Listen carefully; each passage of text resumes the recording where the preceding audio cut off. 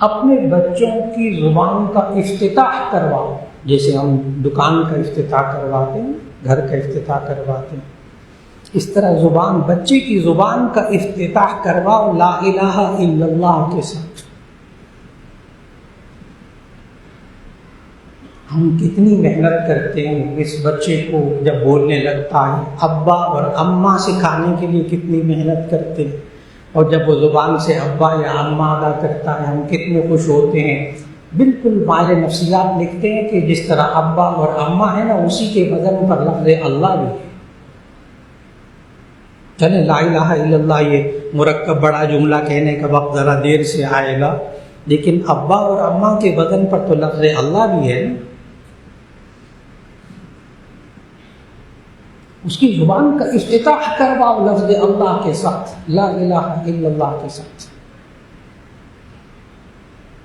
تھوڑی سی اس پر محنت، لیکن کیا ہوا